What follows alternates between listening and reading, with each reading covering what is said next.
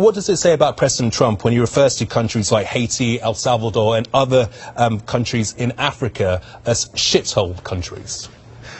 Well, I suppose we'll start with the fact that he's denying having used that language. This is following a meeting in the Oval Office with some Democrats who had just been informed that they weren't getting an amnesty deal for illegal immigrants. So I'm not entirely sure of how reliable it is. Well, he's denying the use of that language, but Democrat Dick Durbin has been a Democrat, has been in Congress for 20 years, said that President Trump did use that language. Are you saying that he's lying? No, I'm just trying to put it in context for you. Personally, I hope he did use that language, Gamal. I think it shows a frankness, a willingness to have a conversation that isn't sort of varnished with political correctness. He wants to know why America has a big illegal immigration problem. Let's not forget, the OECD puts out statistics every year, the United Nations, Transparency International, all the corruption indexes. They put out statistics every year that show that there are a handful of countries out there in the world that are pretty bad. I mean, you know, I don't want to use the word on air, pretty but bad you is can very describe different them as what to describing a country as being a well, look, shithole.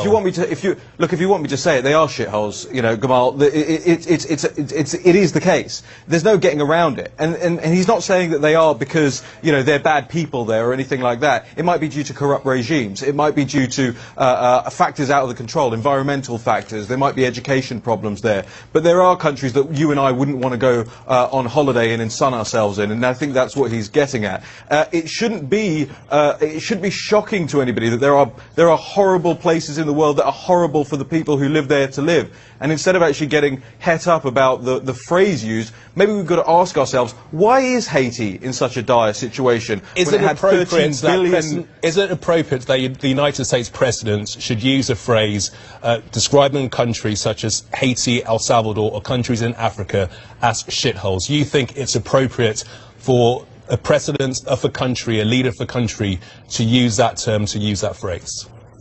Yeah, well, let's look at Barack Obama, who gave an interview. Let's look at what Barack Obama said about swearing in the Oval Office. He said it's a great thing for presidents to be able to do to relieve stress. Joe Biden, when the Obamacare legislation was passed, described it on live microphone as a big effing deal. So I think the level of appropriateness has already been set by Trump's predecessors on this one. So my answer is, yeah, it's perfectly fine. You think it's fine that... I'm not talking about Barack Obama, I'm not talking about any other leaders. Of course you're not. We're talking about this president describing a country as a shithole country. You think that's fine? Yeah, I think that's fine. Okay, what about President Trump saying that he's not going to come to the United Kingdom and open this embassy? What is your thoughts, your reflections on that? Well... Oh, have we lost him? Have we lost Raheem? Oh, what a crying shame. Well, we will move on. We've just got a very brief statement, actually, regarding that story about President Trump not coming to the United Kingdom to open that embassy. Raheem, are you back? Is he back? Right here. Smashing. I'd just like to get your thoughts on the fact that President Trump has said that he's not going to be coming to the United Kingdom to open the US embassy. Yes, well, I don't blame him. You know, you have a situation whereby Sadiq Khan, as the mayor of London, has really been tub-thumping, trying to get President Trump not to attend, said multiple times he's not welcome in the capital, really fomenting a situation where you might have some riots or street protests if the president came to open that embassy. By the way, I think the president's wrong when he says that the embassy in South London is a bad deal. I think firstly, it wasn't Obama who approved that embassy. It was George W. Bush who approved that embassy. Secondly, it didn't cost the American taxpayer anything because they actually sold off a bunch of buildings to pay for it. So I think he is wrong on that. I think he should have come out and told the honest truth, which is that he doesn't particularly want to visit Sadiq Khan's London, which is the acid attack capital of the world per capita, where you have in the last year soaring knife crime, soaring burglary, soaring rape, soaring youth homicide. And Sadiq Khan seems to be concerning himself more with matters of state, which he isn't elected to do, than actually solving the situation of crime in London. And it is soaring,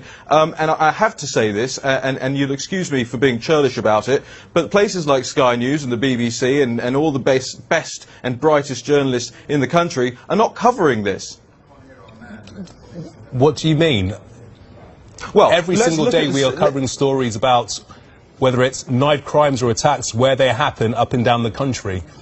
What proof do you have? So Gamal, well, the proof is, can you answer me? What's the at what rate did knife crime go up by in London last year? I'm asking you. I'm interviewing you. What Yeah, proof I know. do you have? Well, I don't. It's not great with the shoes on the other foot. Do you know how much youth homicide went up by in London last year? Have you told your viewers that? 70%. Have you looked at the mayoral's police and crime report from December the 12th? You look at that, almost every single measure out of 42, only 4 of them in 4 categories did crime go down. In every single other area, double-digit rises in crime across London. So you know what? To borrow a phrase from Donald Trump, London's turning into a shithole under Sadiq Khan. Okay, I think we'll leave it there.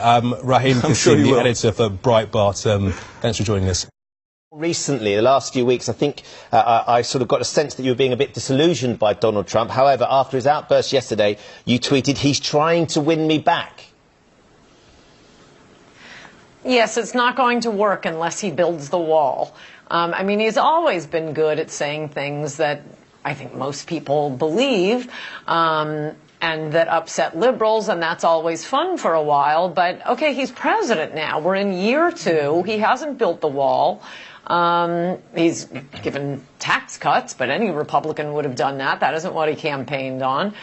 He could avoid all of this, the Muslim ban and the comments on the dysfunctional countries that we're taking all these refugees from, if he had just done one of the points from his immigration policy papers, which was the first policy paper he put out when he was a candidate, a total immigration moratorium. We need a break for a while. We got to dust off the books and assimilate the ones already here.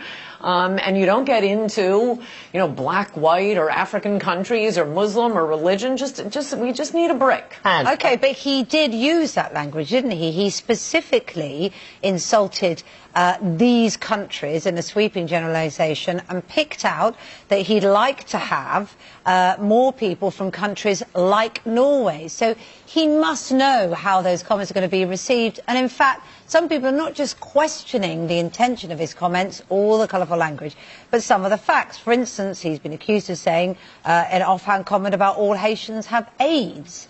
Now, actually, that's not true. It's a much, much smaller percentage of people that have got that horrific blight on their life than other African countries. So it's colourful language, it's extreme language, it's language he will know will insult, and it's not even factually correct, is the argument against it. Well, it's not like it's being treated as if he, you know, called a press conference to announce, I want you to know, America, these countries are assholes. These are leaks from a private meeting, and the same thing with the AIDS comment. And by the way, Haiti does have an extremely high rate of AIDS. So it's okay to be factually incorrect and insulting and rude if nobody hears it. Well, this is that your argument? I don't know if it's true. No, it's not an insult. If someone overhears me saying, you know, you're wearing an ugly dress, I'm not insulting you. I thought you had an ugly dress. But if I don't say it, and by the way, I can't see you at all. You're probably wearing a beautiful dress. But if I'm not saying it to you, I'm not insulting you. This was leaked by Democrats, his political opponents, because they thought it would hurt him. I don't think it did hurt him.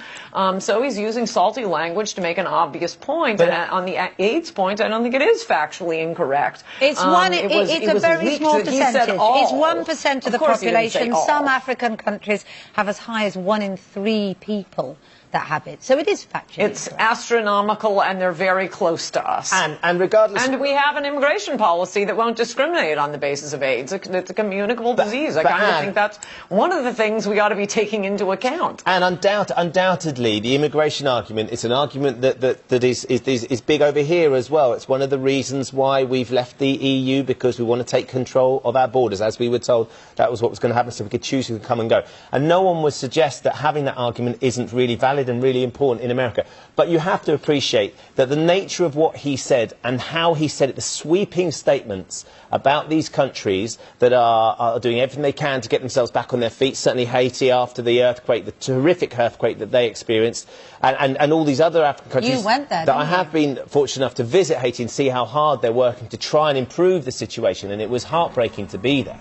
And all the Haitians and the other immigrants that you have taken in the United States, huge swathes of them have been hugely important to the American economy and play a hugely important part within society over there as well. So when he describes them as these hellholes, these countries as hellholes, no, but lots of them you can't just dismiss, and that's the problem. It's the sweeping statement that he's dismissing all of them in one comment. Well, you dismissed them, and one of them, a daughter of a Haitian immigrant, is Republican US. Well, I just want to put this. You just said they've not been helpful. I've got to respond to that by saying the Republican US representative my love is a daughter of Haitian immigrants. Is she not helpful? I can't even remember 5 minutes ago to everything Ben was just saying, but I didn't agree with any of it. Yeah, these are terrible countries. A country is only made up of, I mean, what is a country? It's who the people are. Yeah, you're going through it too. What's frustrating, I think, for the voters in your country and the voters in my country is we keep voting for less immigration, and nobody will give it to us, including Donald Trump, I might add, which is why, you know, making a salty remark that is obviously true doesn't completely win back favor in my book. But look, the discussion at issue, why did he pick out these countries? Because these are the countries that liberals are doing this famous two-step for. You have to take all these people because they're suffering, because their countries are falling apart.